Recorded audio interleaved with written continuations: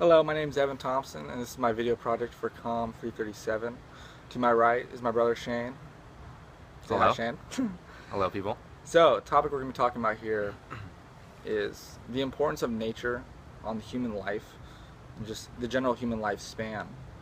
What the importance of nature is, and how civilization and society kind of impedes on that sometimes. And we took a trip to the river today, and while we were floating, it kind of just occurred to me that the only time I'm really focused on nature is when I'm amongst it, and there's no other reason to be avoiding it, So, my first question would be, when do you remember having like a true appreciation for nature? When did it occur to you that there's something different about being amongst like a forest or something like that? I would have to say fifth grade. I was in my science class and we were doing those nature walks and checking out, like what kind of species are living in the swampy areas that we checked out. And I don't know, I think it was like the first time that like I was ever told to just do one thing in nature, and that's just to like observe.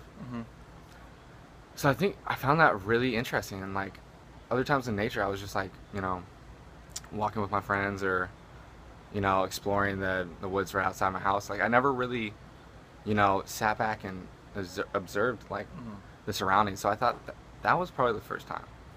It's probably the first time. That's interesting that you say that, because I think one of the most important things about when you're in nature is the fact that you can really just tune out all the distractions that come with being in a society that we live in today. Forget about all those distractions, really live in the moment. And also, when you're out in nature, you kind of just, it's kind of a subconscious thing. I think, in my opinion, is like you just go back to that primal nature, not just,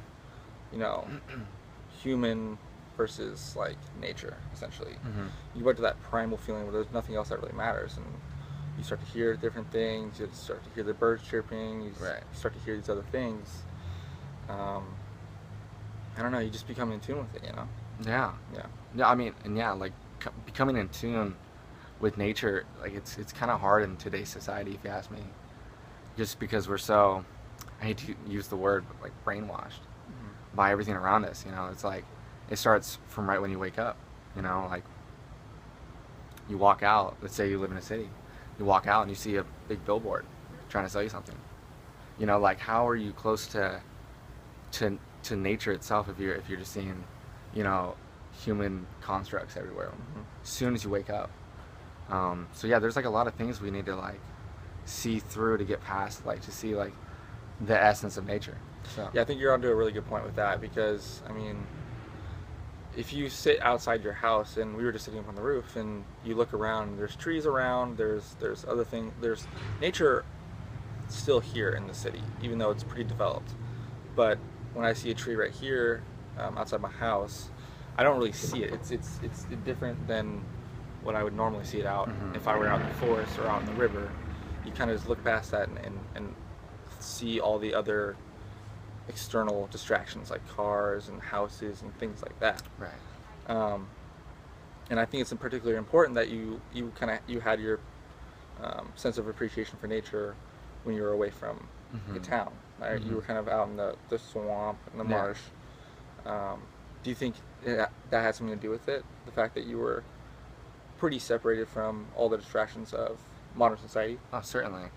Like no doubt. Like yeah, no doubt in my mind that like it takes getting away from it to realize, where you are and how you're connected with it. It's no one's fault necessarily to, like, I don't know, it's just something that everyone kind of has to, be true with it about themselves, and be willing to get in touch with it.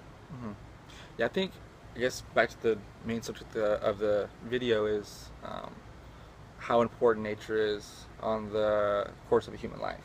Okay, so if you're a person who's never really gone outside of their way to interact with nature, I feel like that's a life that missed an integral part of what life should be about, is realizing where you came from. And if you look around, nature is exactly where we came from, essentially. from the small little microorganisms organisms that we were to, what we are today. Mm-hmm. So I think that's important for a human life to really experience that. I mean, would you agree? I mean, is it something that is crucial for human life to experience, or do you think all the things that that modern society can offer you I mean, could be good enough to replace that? I guess it would probably depend on the person themselves, like, different from person to person. Just depends on, like, what you like to do. Some people like to get really caught up with what's going on in the world, and like really, dive into it. Like, I don't know, like someone who works for a magazine company, like tabloid magazine, let's just say, they have to be really connected to like what's going on with society, particularly celebrities and whatnot, like famous people. So like their whole life is dependent on staying connected with like what's going on with other people. But then you have like, say, a biologist, study of life, he's gonna have to, he or she's gonna have to be really, away from that, just so they can truly observe what they're looking into. I mean, and it's hard to say who would be the happier of the two.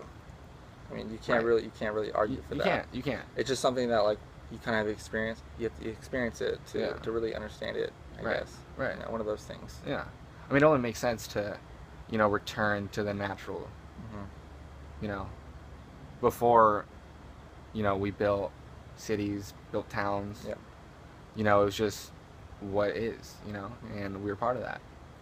So, it's only natural to get back to nature. I mean, excuse the corny sounding language, but that's exactly, what it is. When I was thinking about this video, this topic, a question popped in my mind, and I was wondering, what the difference would be between a man who lives in complete isolation, say up in Alaska, where he doesn't see anybody for months to even maybe years on end. What the difference between the way he interacts with his daily activities compared to a person who, say, lives in Seattle, who is working a pretty standard 8 to 5 job, who keeps up on his social medias and just is your average typical business person, right? Like what the difference is. Do you think there'd be a lot of difference in the way he interacts with his daily activities in his world as compared to a person living in isolation? Oh yeah. Why? And like, well, the first thing that comes to mind is that the person in isolation, in whatever part of nature they're in, what they use in their daily activities, nothing will go to waste. They'll just use what they have to make it by. They won't, cut any extra wood that they don't necessarily have to, because it could go bad if it rains or something. The list goes on. Like the things that someone in isolation would do, they wouldn't use anything extra. They would do just enough to get by. And then compared to someone who's in a regular human society, like they'll be throwing away wrappers from the snack bar they had that morning, the coffee cup, they don't choose to use a plastic cup, so they use whatever they use, and let's just say plastic, they throw it away. It goes a wasteful thing. So I think that's like a big difference. Material things are just kind of wasted. I think it's a really interesting point you just brought up, because I think you just summed up the entire argument for climate change.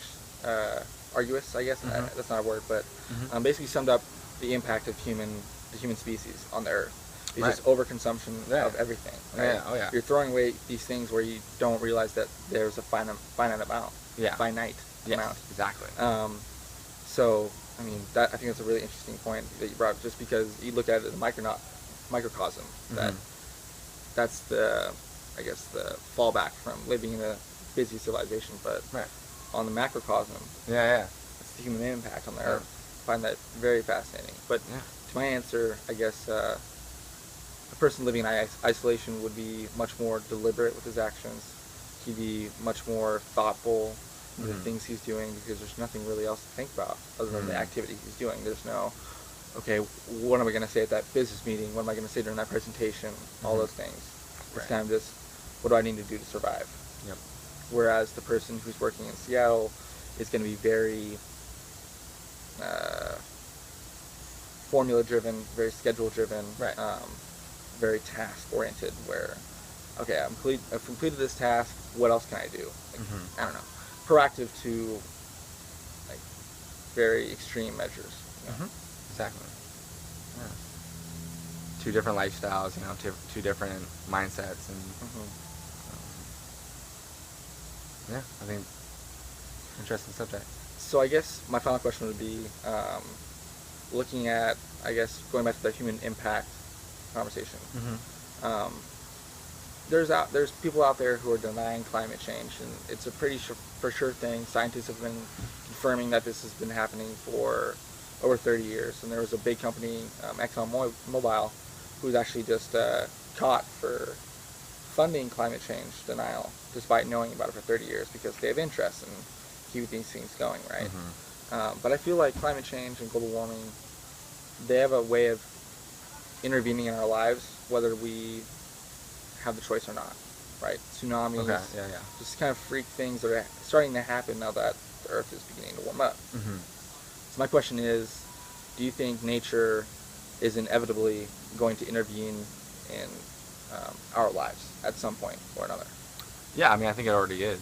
Like no doubt. Like I just read, on in some internet link that 2014 was on record the warmest year the Earth has ever seen. Ever. And that's worldwide, not just in America, or like that's like a real stat. So I think there's no denying it. And yeah, I think it's inevitable, and it's happening right now, and everyone is trying to spread the word about stopping it / reducing it. But I mean, if you ask me, I think that's something like the word we keep using. It's inevitable that humans got us to this point. We're the biggest, most populated species on the planet. And we just so happen to be pretty wasteful with a lot of our stuff. Like first world developed countries like America, we have companies set up like Go Green, or whatever that company's called. Mm-hmm. That makes big efforts. They spend a lot of money to really get rid of our products in a safe manner way, and Mm-hmm. that's something that respects the ecosystem. Mm-hmm. But countries like India, like third world countries, or Mexico even, they don't have They that. don't have the infrastructure for that. No, kind of they thing. don't. No. They just pile it up, keep piling it up, and then when they can't pile it up there, they pick another spot and keep piling. Mm-hmm. Like you should see the waste areas in India. Yeah. I mean, I hate to cite a movie that doesn't really necessarily touch on the subject, but Slumdog Millionaire. Yeah. You get to see inside a movie like that, and you just see what it's like. Yeah. So yeah, I mean, a lot of parts of the world are not even in touch with that part. Yeah. And they're really the only time they have a chance to really interact with nature truly is like when kind of catastrophic things happen, Right. such as tsunamis and things like that, which is kind of Unfortunate. a shame. Yeah. But I mean, back to the original question, is there, do you think, a greater purpose to nature kind of finding its way back into humanity's lives? Is there kind of a greater divine, maybe potentially, purpose to that, where no matter how advanced we get as a civilization, there's something that will always be kind of Yeah. creating a life cycle, I guess you could say. Absolutely, because when we're gone, whenever the human species is gone, the Earth will continue on, and whatever inhabits the planet will continue to live. And that was true before the human species even sprouted, so I think it's absolutely essential that you understand that, so whether or not you act on it, by being conscientious of how you waste products or whatever you do to diverge from nature, I think whether or not you act on it, it's important to understand that. Mm-hmm. So yes, definitely. I think one important last thought is, I guess my final thought on this would be, the Earth and all of its power, the way it can destroy mass amounts of land, Mm-hmm. it can kill thousands of people in like the blink of an eye, right? Mm-hmm. Something that powerful and almost mystical should be beheld by human Right. eyes. And I feel like once you see that for what it is, it's incredibly important for you to kind of wake up and get out of your daily routine and look at nature for what it is. And it's just a powerful, powerful beast that can never really be tamed. Yep. Excellent. Well, thank you for watching this video. Again, my name is Evan Thompson. This is Shane Thompson. Thank you.